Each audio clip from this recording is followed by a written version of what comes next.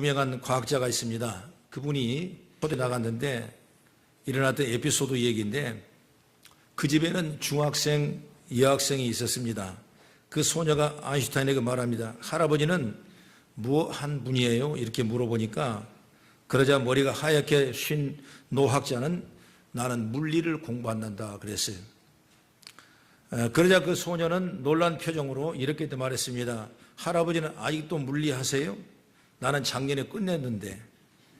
소녀와 노학자가 동일하게 물리라는 말을 했지만은 단어와 깊이의 차원에서 하늘과 땅 차이라는 사실을 우리는 알게 되는 것입니다.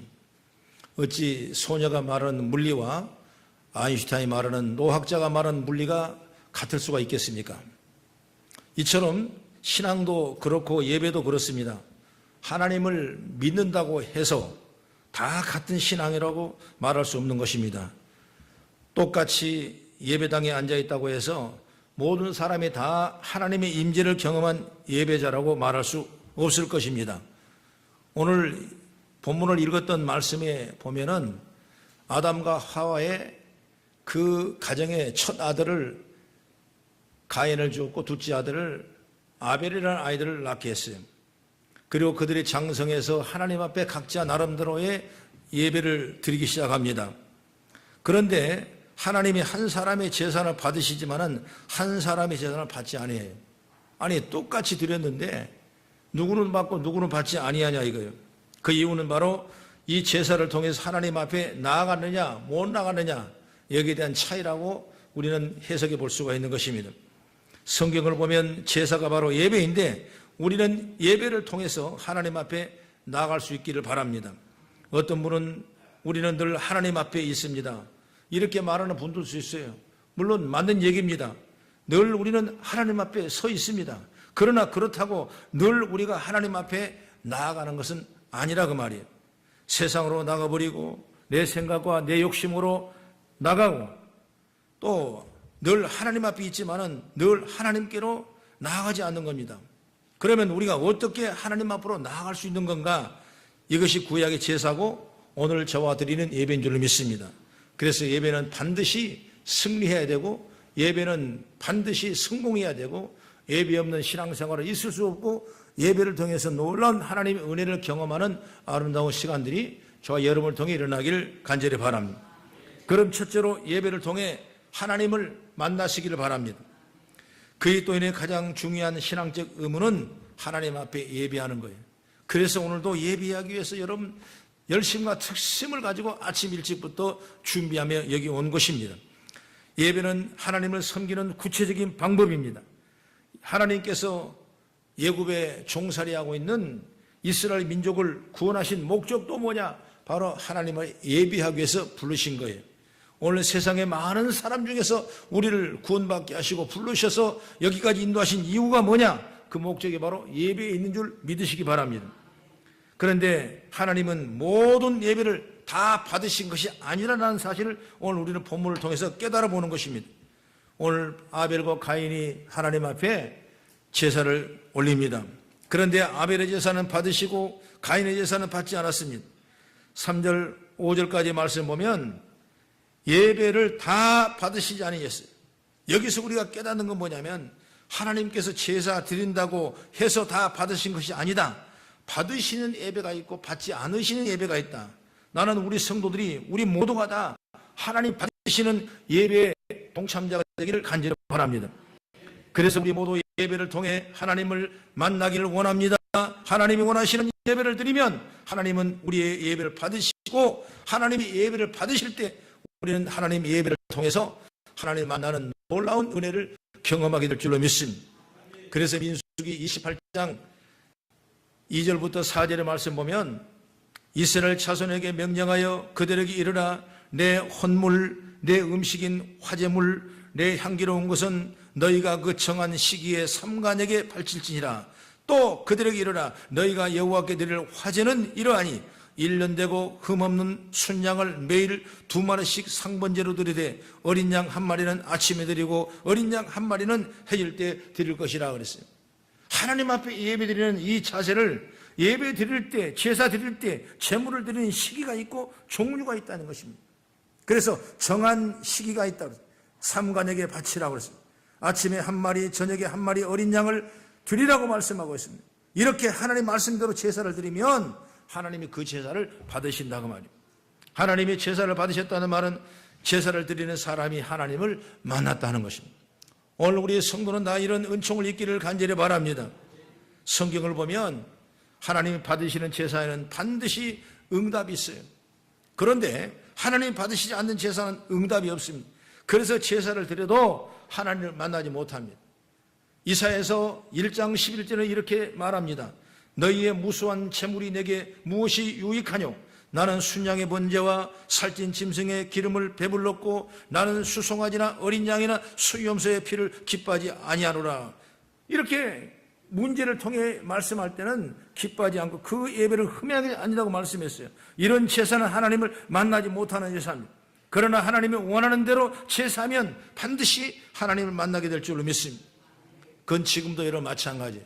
그래서 요한복음 4장 23절 24절의 말씀 보면 아버지께 참되게 예배하는 자들은 영과 진리로 예배할 때가 오나니 곧 이때라. 아버지께서는 자기에게 이렇게 예배하는 자들을 찾으시니라. 하나님은 영이시니 예배하는 자가 영과 진리로 예배할지니라. 이렇게 말씀하고 있습니다.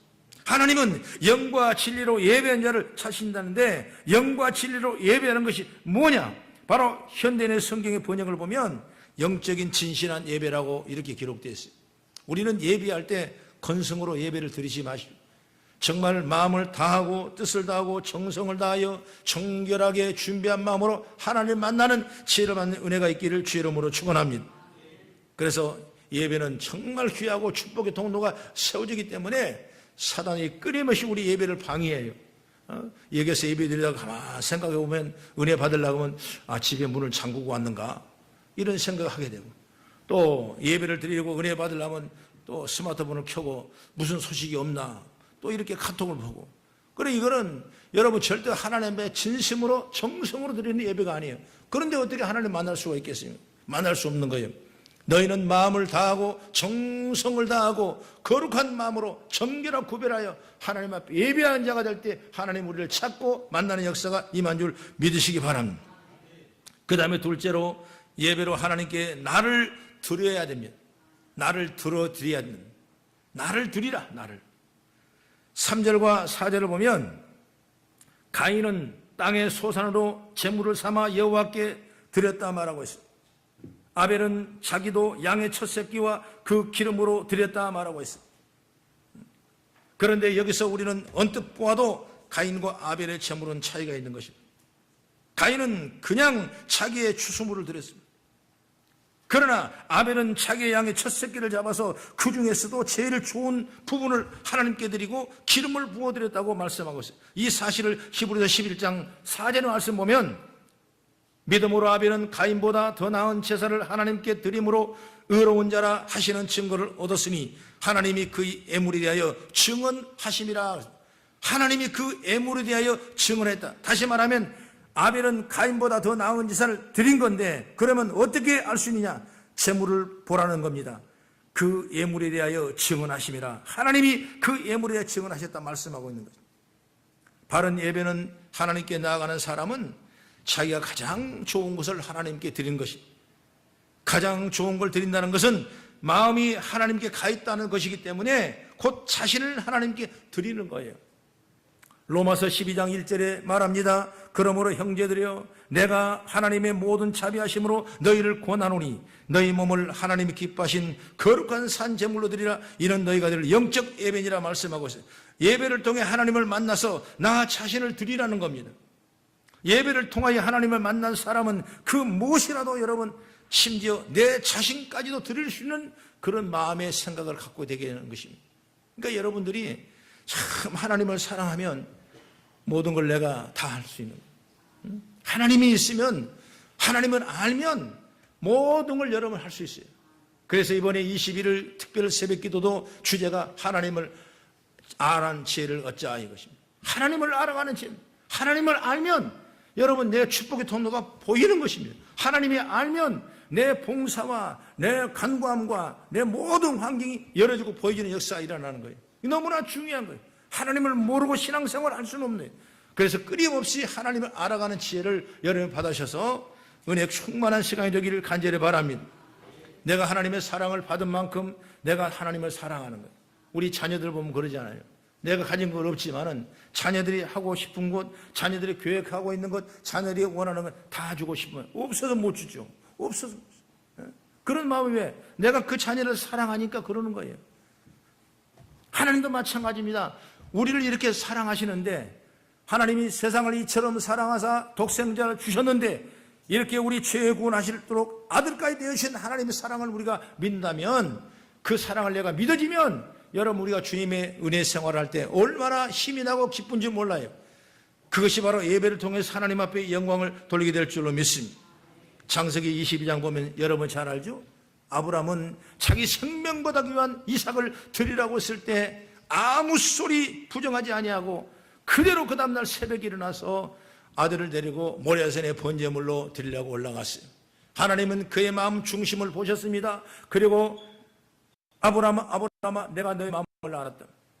이제 그 아들을 풀어주고 저 숯불에 걸쳐있는 준비한 양을 제물로 드리라고 그랬습니다. 아브라함 볼 때 너무나 축복이고 여러 기막힌 은혜죠. 그래서 그 사건을 여호와 이레 우리를 향하신 준비하신 아버지라 이렇게 말씀하고 있습니다. 하나님은 여러분 이렇게까지 우리를 준비하신 하나님입니다. 오늘 그러므로 그 사랑에 충만한 믿음의 역사가 저와 여러분을 통해 일어나기를 간절히 바랍니다. 신약의 성경에 보면 교회가 처음 세워질 때 예루살렘 교회가 세워졌습니다. 그럴 때 은혜를 받으니까 하나님을 사랑하니까 주를 바라보니까 은혜가 충만하니까 그들은 물건을 서로 통용하며 재산과 소유를 팔아 서로 나눠주며 내가 부족함이 없는 거예요. 또 사도행전 4장 보면 36절과 37절의 말씀 보면 바나바라는 사람이 밭을 팔아 제자들에게 바쳤습니다. 구브로에서 난 레이족 한 사람이 있으니 이름은 요셉이라 사도들은 일컬어 바나바라 하니 그가 밭이 있음에 팔아 그 값을 가지고 사도들의 발 앞에 두니라 말씀했어요. 여러분 왜 그렇게 할 수 있겠어요? 그것은 바로 하나님을 사랑하기 때문에. 오늘 우리가 신앙생활이라는 것은 하나님을 사랑하지 아니하면 여러분 신앙생활 할 수 없어요. 왜 그렇게 힘이 들고 왜 그렇게 어렵고 왜 그렇게 안 됩니까? 여러분 우리가 하나님을 사랑하는 마음이 있어 보시오. 여러분 40일이 달려갈지라도 피곤치 않는 것입니다. 오늘 날마다 우리 하나님의 사랑을 은혜를 체험하기를 바랍니다. 그것이 바로 예배예요. 예배를 통해서 열어지면 마음과 정성과 뜻로 예배 드리면 열어지면 하나님 만나게 되고 하나님의 위대한 사랑을 저와 여러분 체험하게 될 줄로 믿으시기 바랍니다. 여러분 신앙생활이라는 건 흉내내는 것이 아니에요. 신앙생활이라는 건 숨어 사는 것이 아니에요. 내 모습 내 그대로 내어드리는 것이 바로 하나님이 오시게 원하시는 것입니다. 어떤 사람은 나 이거 저거 다 감춰놔요. 이거 다 감춰 이리 숨겨요. 그래 되는 것이 아니에요. 흉내 내봐요. 그래 되는 것이 아니에요. 4장 이후에 5장 보면 어떤 얘기가 나오냐? 아나니아 삽비라가 나옵니다. 아 바나바도 밭을 팔아서 저렇게 다 드리는데 나도 그런 은혜를 체험하겠다라고 생각하고 나도 밭을 팔아 드리겠다고 그랬어요. 그런데 마침 밭이 팔렸는데 마음이 변하는 거예요. 그래서 속였습니다. 이건 하나님을 속이는 것이고 성령을 속이는 거예요. 왜? 그 사람은 하나님의 사랑하는 마음이 없었기 때문에 남의 흉내 내가는 외식적인 신앙을 가졌기 때문에 결국 여러분 성경에 나온 얘기지만은 아나니와 삽비라는 바로 성령을 통해서 죽임을 당하는 역사가 일어난 걸 보게 되는 것입니다. 여러분 하나님을 만나는 사람과 하나님 만나지 않는 사람이 다른 거예요. 하나님은 만난 사람은 자신을 하나님께 드러낼 수밖에 없는 것입니다. 하나님 만난 사람과 만나지 않는 사람은 신앙이 달라지는 겁니다. 하나님을 만난 사람은 아까운 게 없어요. 내 생명 살려주셨는데 여러분 무엇이 아깝겠습니까? 없어서 내가 못 드리죠. 다 드리고 싶은 거예요. 여러분 이 설교 말씀이 꼭 물질이라는 것으로 여러분 생각하지 마십시오. 목사님 물질 얘기하는 것이 아니에요. 마음이에요. 마음. 무릇 지킬 만한 것보다 너의 마음을 지키라. 생명의 근원이 이에서 남이라고 말씀했습니다. 마음이고 우리 생각입니다. 그리고 우리 시간이에요. 나의 삶의 자신이에요. 나의 모습이에요. 우리 모두 예배로 하나님께 나아가 나를 드려 우리 하나님 여호와를 온전히 만나는 은혜가 있기를 나는 주의 이름으로 축원합니다. 하나님 만나지 않으면 신앙생활 할 수 없는 여러분이 정말 진실과 정성된 마음으로 항상 예배에서 내 자신을 드릴 수 있는 그런 믿음의 삶의 자세가 되기를 간절히 바랍니다. 그리고 세 번째 예배로 하나님께 나아가면 반드시 하나님이 은혜를 내려주심. 오늘 창세기 4장을 우리가 봤죠. 아벨은 하나님이 받으시는 제사를 드렸습니다. 그런데 가인은 자기 제사를 받지 않으니까 질투해서 동생 아벨을 죽였습니다. 이것만 본다면 정말 별로 좋은 것을 없이 보이지 않습니다. 그럴 수가 있나? 열심히 했는데 왜 이렇게 죽을 수가 있나?